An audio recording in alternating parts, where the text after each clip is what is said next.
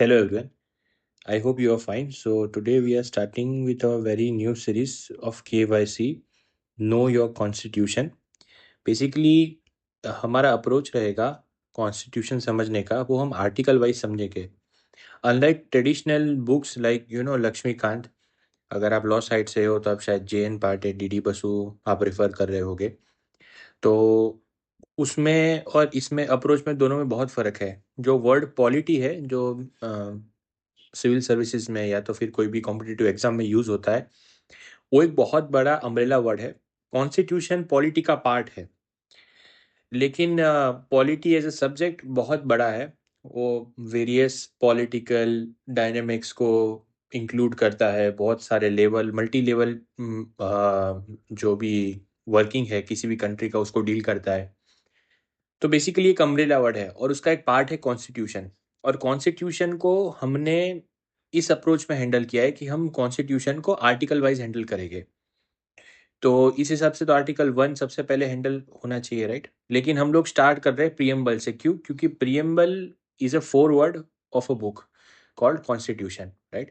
हर एक बुक के पहले एक ऑथर या पब्लिशर अपनी एक नोट छोड़ता है जिसमें वो डिस्क्राइब करता है कि ये उसने ये बुक में क्या क्या चीज़ें कवर की है, क्या एक्सपीरियंस है उसके, ये बुक क्या रिप्रेजेंट करती है, वगैरह वगैरह. Similarly preamble tells about the constitution. के कॉन्स्टिट्यूशन नाम की एक बुक है उसमें क्या इंक्लूडेड है, इस बुक का क्या नेचर है, क्या कन्वे करना चाहती है, राइट.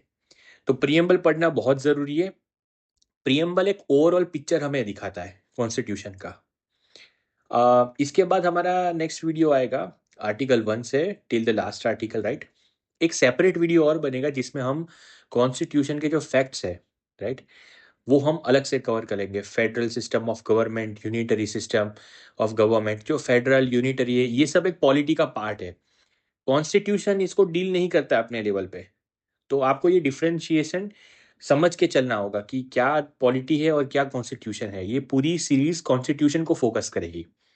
पिछले कई साल के ट्रेंड यही देखे गए हैं कि अभी examiners rather than asking from the standard books they prefer asking directly from the बैर एक्ट ऑफ द कॉन्स्टिट्यूशन. अगर आपने कॉन्स्टिट्यूशन का बैर एक्ट देखा होगा, अगर आप वो केस लॉज हटा के अगर देखें तो बहुत ही पतली बुक आती है बैर एक्ट की, मार्केट में मिल जाती है इजीली. तो वो कॉन्स्टिट्यूशन है. और उसमें आप अगर केस लॉ ऐड करें तो एक लॉ के पर्सपेक्टिव से वो कॉन्स्टिट्यूशन आप रीड कर रहे हैं. और उसके ऊपर जो पॉलिटिकल सिस्टम है जैसे बोला यूनिटरी फेडरल ये वो, राइट, डॉक्ट्राइन्स हो गए अलग अलग. तो ये सब चीज़ें मिलाकर एक बहुत बड़ा अम्ब्रेला टॉपिक बनता है जिसे हम पॉलिटी कहते हैं. तो खैर चलिए हम शुरू करते हैं प्रेम्बल से. मोटा मोटा मैं समझा दूँ हमारा जो फ्लो रहेगा इस पूरी सीरीज का वो ये रहेगा कि हम पहले बैरेक्ट को पढ़ेंगे वर्ड टू वर्ड, जो बहुत ही इंपॉर्टेंट है. उसके बाद हम उसी बैरेक्ट को ब्रेक डाउन करेंगे, मतलब वो बैरेक्ट क्या कन्वे करना चाहता है. क्योंकि ये देखा गया है कि जो बैरेक्ट है उसमें एक लैंग्वेज यूज की गई है जिसे लीगलीज कहते हैं, मतलब लीगल लैंग्वेज यूज की गई है जो कई बार फर्स्ट टाइम समझने में इजीली किसी को समझ में ना आए अगर वो लॉ के बैकग्राउंड से बिलोंग नहीं करता है. और अगर कोई नॉर्मल सिटीजन स्टूडेंट या anyone any enthusiast about the constitution, right, अगर वो समझना चाहे तो उसको ये लैंग्वेज हैवी लगती है. um, अब ये ऐसी लैंग्वेज क्यों यूज की है, अब go and ask the constituent assembly. But फिलहाल ये लैंग्वेज में बुक लिखी गई है, हमें इसे ऐसे ही डील करना है, राइट. तो हम इसको ब्रेक डाउन करेंगे. उसके बाद उससे रिलेटेड जो केस लॉज हुए हैं वो हम उसके अंदर डील करेंगे वीडियो के अंदर. और उसके बाद लास्ट में क्या अमेंडमेंट्स हुए, क्या चेंजेस हुए हैं, तो वो हम इसमें समझेंगे. तो ये रहा मोटा मोटा हमारे वीडियो का फ्लो, राइट. तो चलिए ये एक्सप्लेनेशन पे टाइम वेस्ट नहीं करते, चालू करते सीधा चैप्टर 1 प्रियम्बल से. सो प्रियम्बल में क्या लिखा है? प्रियम्बल में लिखा है that we the people of India having solemnly resolved to constitute India into a sovereign, socialist, secular, democratic republic, and to secure to its all its citizens justice, social, economic, and political liberty of thought, expression, belief, faith, and worship, equality of status and of opportunity to promote among them all, fraternity, assuring the dignity of individual and then unity and integrity of the nation. In our Constituent Assembly, this 26th day of November 1949, do hereby adopt, enact and give to ourselves this constitution. Right? तो direct मोटा मोटा ये language कहता है। तो चलिए break down करते हैं कि इसमें जो कीवर्ड्स है वो क्या कन्वे करना चाहते हैं हमसे। राइट? इसके पहले हम लोग कीवर्ड्स पे जाए। एक कोट है बहुत फेमस जवाहरलाल नेहरू का प्रियम्बल पे। जवाहरलाल नेहरू जी ने ये कहा है that preamble is a declaration of faith and belief, a pledge to create a society where justice, liberty and equality prevail. तो पहले सबसे पहले अगर कोई आपको पूछे कि व्हाट इज प्रियम्बल, ये ठीक है, चलो मैंने बता दिया कि एक बुक का फॉरवर्ड है। ये एक अलग अलग सिमिलर टाइप के डेफिनेशंस हो सकते हैं, बट देखिए हालांकि कोई प्रियम्बल का स्टैंडर्ड डेफिनेशन है नहीं। राइट? बहुत सारे डिबेट्स कॉन्स्टिट्यूएंट असेंबली में जिन्होंने आर्ग्यूमेंट्स दिए थे उनके बेस पे एक डिराइव्ड अंडरस्टैंडिंग है। और ये कोई ऑफिशियल डेफिनेशन नहीं है। राइट? मैं कोई ऑफिशियल डेफिनेशन कोट नहीं कर रहा हूँ और है भी नहीं और एग्जिस्ट भी नहीं करता है, बट एक जनरल अंडरस्टैंडिंग ये है सबकी that preamble is an introductory statement in a constitution that outlines the fundamental values, objectives and guiding principle of legal framework of country. It is often called the soul or philosophy of the constitution. Right? तो ये preamble का basic meaning है। की features जो मैंने कहा था कि प्रियम्बल के फीचर्स क्या है, प्रियम्बल हमें क्या कहता है, क्या कन्वे करता है। तो first it conveys the source of authority. Source of authority क्या है? तो constitution is derived from the people. मतलब कैसे derive from the people? Constitution अपनी पावर कहाँ से लेता है? तो हमारे कॉन्स्टिट्यूशन के ऊपर कौन है, मतलब कॉन्स्टिट्यूशन को पावर देने वाला है कौन? तो हमारे यहाँ तो कोई राजा था नहीं, हम पहले कॉलोनियल कंट्री थे, तो हमारे ऊपर पहले ब्रिटिशर्स थे, क्वीन थी। आजाद होने के बाद कॉन्स्टिट्यूशन अपना पावर कहाँ से डिराइव करता है? तो कॉन्स्टिट्यूशन अपना पावर अपने लोगों में से डिराइव करता है, that is the people of India. Right? Second, the nature of the state. हमारा जो स्टेट है, देश है, नेशन है, उसका नेचर क्या है? It defines that India as a sovereign, socialist, secular and democratic republic. ये जो वर्ड्स है, don't take those words as a literal meaning. Right? ना तो इंडिया कंप्लीटली सोशलिस्ट है, ना तो कंप्लीटली सेक्युलर है, ना तो कंप्लीटली डेमोक्रेटिक रिपब्लिक है। India is bits and parts of everything. Right? तभी ये सब वर्ड को इंक्लूड किया गया, वरना अगर कंप्लीट डेमोक्रेटिक रिपब्लिक होता तो सेक्युलर उसमें डालने का मतलब नहीं था, ना तो सोशलिस्ट डालने का मतलब था। करेक्ट? क्योंकि ये वर्ड्स ही they are itself contradicting to each other.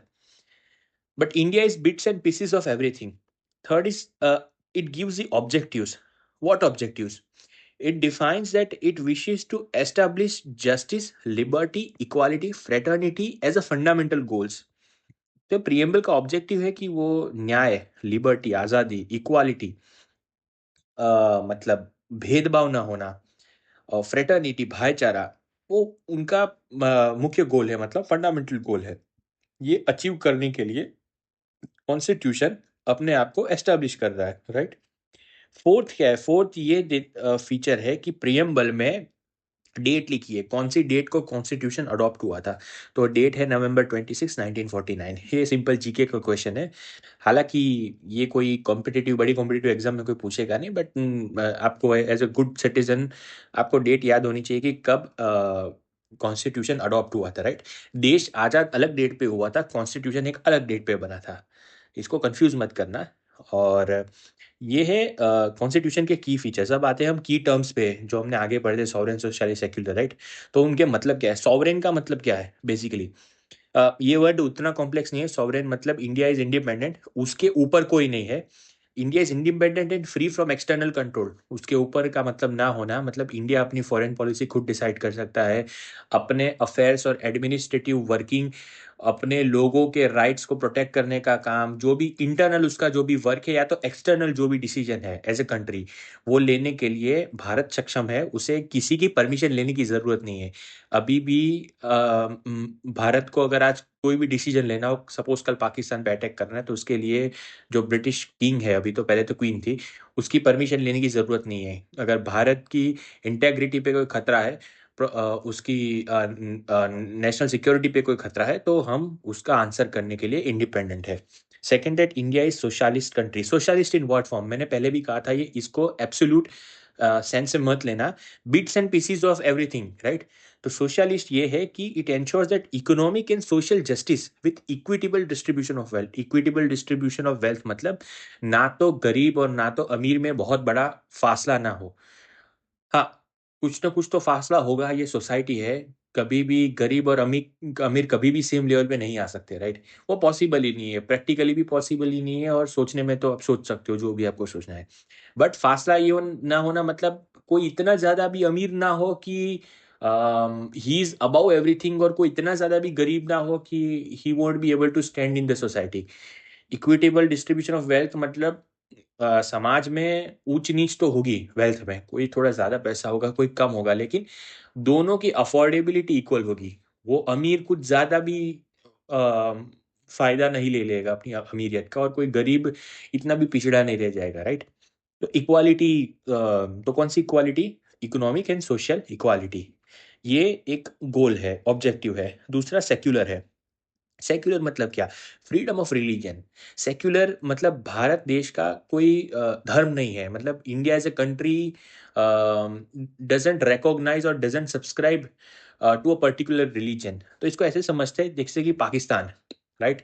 Pakistan is an Islamic state, Turkey is an Islamic state, Saudi Arabia, UAE, Dubai, Dubai मतलब वही UAE, Oman, they are all Islamic countries, right. Christian countries क्या हो सकते हैं? European countries, वो Christian country हो गए, right. कई क्रिश्चियन कंट्रीज है। बुद्धिस्ट कंट्रीज मतलब भूटान हो गया, वो बुद्धिस्ट कंट्री है। तो जो देश और जो नेशन अपने आप को धर्म से एसोसिएट करता है, या तो वो कहते हैं हम लार्जली इस रिलीजन को रिप्रेजेंट करते हैं, they are non secular state. But India एक ऐसा कंट्री है that is a secular state. हम किसी भी एक पर्टिकुलर धर्म को सब्सक्राइब नहीं करते हैं, हम उसको बिलोंग नहीं करते, हम सभी धर्म को इक्वल रिस्पेक्ट देते हैं। और इससे क्या होता है? इससे ये होता है कि फ्रीडम ऑफ रिलीजन की गारंटी दी गई है कॉन्स्टिट्यूशन में, article 25। Equal treatment of all religion by the state. State किसी एक रिलीजन को फेवर नहीं करता है, सबको इक्वली इंपॉर्टेंट रख के ये कंट्री रन होती है। हाँ, ये जो एस्ट्रिक मार्क्स है वो पर्पसफुली दिए गए हैं। इसका मतलब ये है that they were added after the amendment. जो ओरिजिनल प्रीएम्बल था उसमें ये वर्ड नहीं थे, सोशलिस्ट और सेक्युलर बाद में ऐड किए गए थे। वो कब ऐड किए गए थे आप कमेंट डाउन करेंगे क्या लिखा है, मतलब वो कब ऐड किए गए थे। हम लोग इसको डील करेंगे कि कौन से अमेंडमेंट एक्ट में उसको डील किया था। अभी के लिए हम आगे बढ़ते हैं। डेमोक्रेटिक वर्ड, डेमोक्रेटिक का मतलब क्या है? यहाँ की जो गवर्नमेंट है वो चूजन बाय द पीपल है, राइट। मतलब यहाँ के लोग इलेक्शन में जाते हैं, वोट डालते हैं और अपना लीडर खुद चुनते हैं। यहाँ कोई हेड ऑफ द स्टेट या कोई राजा किसी भी प्रधानमंत्री या फिर मेंबर ऑफ पार्लियामेंट, एमएलए उसको चूज नहीं करता है। लोग यहाँ के सब मिल के अपने लीडर को चूज करते हैं और अपनी गवर्नमेंट खुद बनाते हैं। रिपब्लिक मतलब head of the state, that is president, is not an monarch. Unlike England, England में जब भी राजा हो या रानी हो, ही और she will be the head of the state. India में ऐसा नहीं है। यहाँ के प्रेसिडेंट चेंज होते हैं, उनका एक फिक्स टर्म है। वो टर्म कंप्लीट होने के बाद इलेक्शन होते हैं प्रेसिडेंट का। अभी हमारे प्रेसिडेंट है द्रौपदी मुर्मू जी, उनके पहले रामनाथ कोविंद थे। वो इलेक्ट होते हैं, बाद में अपॉइंट होते हैं, उनका फिक्स टेन्योर होता है, उसके बाद वो रिटायर होते हैं और एक नए प्रेसिडेंट आते हैं, right. So they are elected and not a hereditary monarch. मतलब ये देश का कोई मालिक नहीं है, राइट। इनके हेड है, मालिक नहीं है। हेरिडिटरी मोनार्क को रिकॉग्नाइज नहीं किया है हमारी कॉन्स्टिट्यूशन ने। एक जस्टिस वर्ड भी हुआ है। अब जस्टिस एक वर्ड है, बहुत ही अम्ब्रेला वर्ड है। जस्टिस का मतलब न्याय। न्याय तो किसकी न्याय देने की कोशिश की जा रही है, तो वो भी डिफाइन किया है प्रियम्बल ने। Social justice, economic justice and political justice for all citizen, right. Social justice मतलब जो समाज में भेदभाव है, जाति, क्लास, इन सबको न्याय देने की, मतलब इनमें इक्वालिटी लाने की, उनके साथ भेदभाव हो रहा है तो उनको बचाने की कोशिश करना, सोशल जस्टिस। इकोनॉमिक जस्टिस जब भी पहले बात हुई, higher class, middle class, lower class, अभी तो इसमें भी बहुत सारे मल्टी स्टाटा हो गए।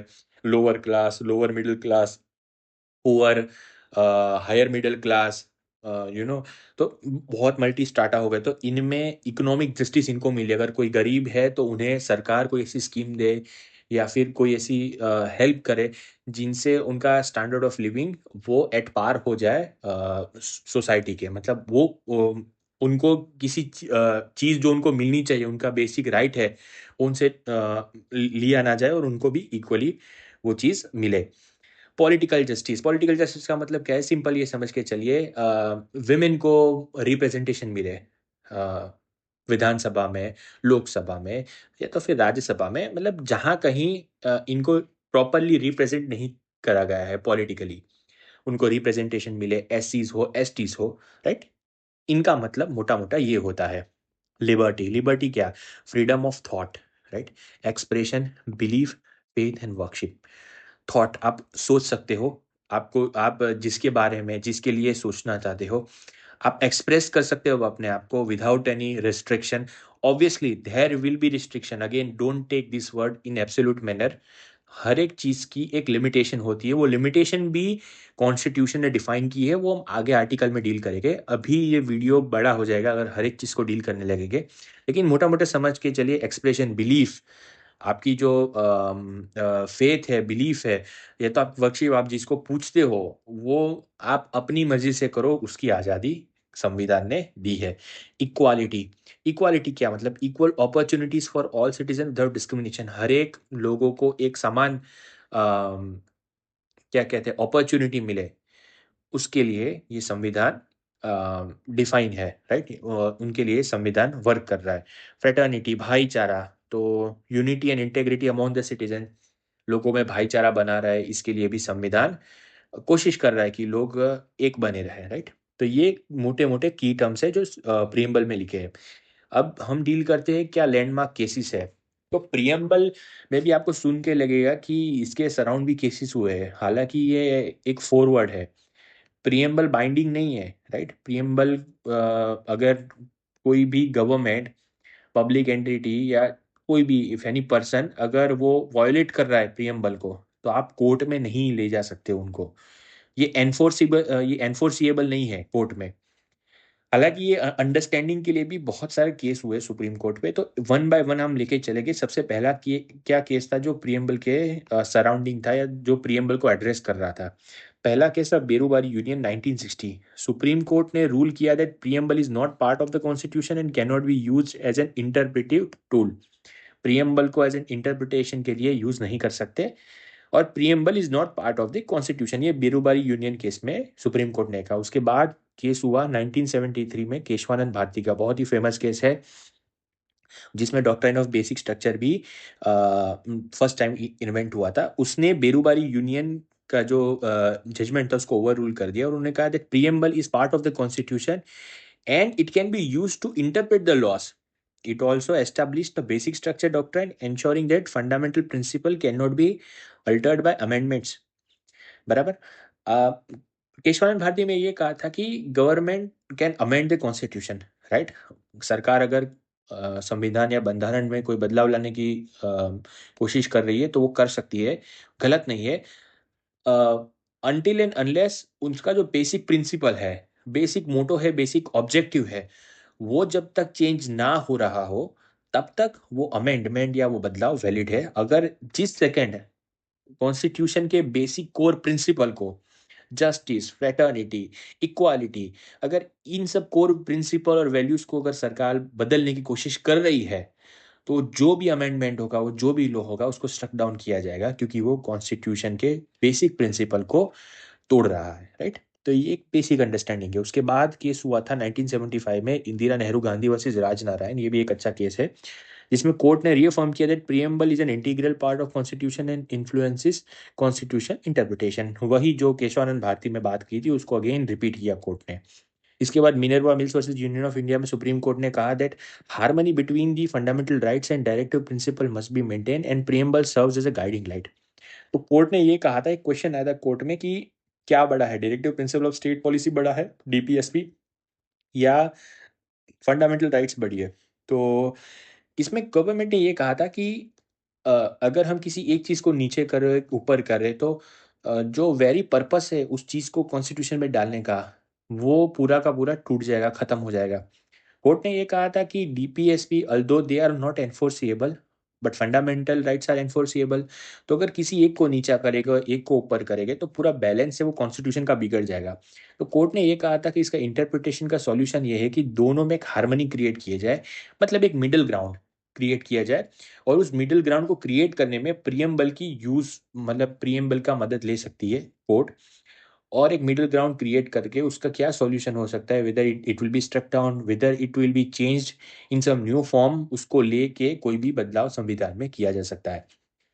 इन S R Bommai versus union of India 1994 में सुप्रीम कोर्ट ने रूल किया था that secularism is a fundamental feature of the constitution and any government acting against secular principle can be dismissed. तो ये सेक्युलरिज्म, जो secular एक वर्ड जो बाद में इंडक्ट हुआ था गवर्नमेंट में, उसको ये प्रोटेक्ट करने के लिए है। मतलब सेक्युलरिज्म को एक एक्स्ट्रा एडिट लेयर दे दिया कि अगर कोई भी गवर्नमेंट अगर एंटी सेक्युलर एक्टिविटीज कर रही है, किसी एक रिलीजन को फेवर करके किसी एक रिलीजन को डिग्रेड करने की कोशिश कर रही है, तो उस गवर्नमेंट को वायोलेशन का चार्ज लगा के उसको डिसमिस भी किया जा सकता है। ये S R Bommai versus union of India में सुप्रीम कोर्ट ने कहा।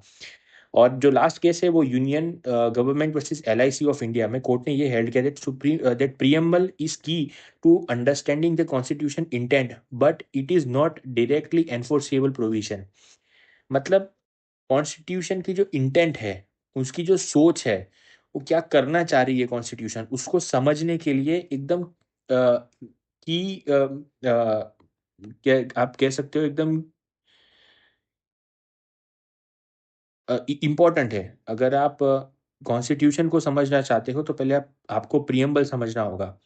प्रियम्बल वो नरेट करता है जो कॉन्स्टिट्यूशन आपसे कहना चाह रहा है, राइट, बट वो डायरेक्टली एनफोर्सेबल नहीं है, जो मैंने अगेन आगे एक्सप्लेन किया था। तो आफ्टर दिस केस फाइनली ये कंक्लूड हुआ that preamble is not directly enforceable, although court can use as a guiding light to decide whether something is right or wrong। और हाँ, एक और चीज, प्रियम्बल को भी बेसिक स्ट्रक्चर में इंक्लूड किया गया है। ओके, तो आपको ये एक्स्ट्रा याद रखना होगा। अमेंडमेंट टू प्रियम्बल, क्या क्या अमेंडमेंट हुए, तो मैंने आगे बात की थी 42nd अमेंडमेंट 1976। ये जब इमरजेंसी हुई थी, इंदिरा नेहरू गांधी वर्सेस राज नारायण का केस हुआ था, उसके बाद इमरजेंसी लागू हुई थी इस देश में। और उसी इमरजेंसी के दौरान एक अमेंडमेंट पास हुआ था 42nd अमेंडमेंट, जिसे मिनी कॉन्स्टिट्यूशन के नाम से भी जाना जाता है, जिसमें कई चेंजेस किए गए थे। क्या चेंजेस किए गए थे, इसका एक डेडिकेटेड वीडियो बनाना चाहिए, हालांकि बहुत सारे चेंजेस थे। उसमें से एक चेंजेस ये था कि प्रियम्बल में सोशलिस्ट, सेक्युलर और इंटेग्रिटी, ये तीन वर्ड ऐड किए थे। केशवानंद भारती जो केस है, उसमें कहा है that preamble can be amended but it must uphold the constitution basic structure, जो मैंने आगे आपको समझाया। कंक्लूजन ये है that preamble serves as a guiding principle and a reflection of core values of Indian constitution. While it is not legally enforceable, it is used as interpretative tool by courts to uphold constitutional morality and justice। एक doctor Rajendra Prasad का एक बहुत famous quote है that preamble is the most precious part of the constitution, it reflects the dreams and aspirations of the people. तो conclusion में हमें ये पता चलता है कि प्रियम्बल एक गाइडिंग प्रिंसिपल है, वो कॉन्स्टिट्यूशन के कोर वैल्यूज को रिफ्लेक्ट करता है।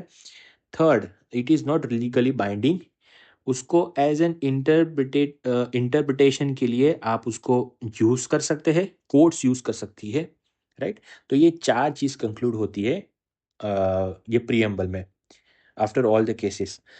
Thank you so much for the watching, will come up with a new video that is article 1 next time. See you.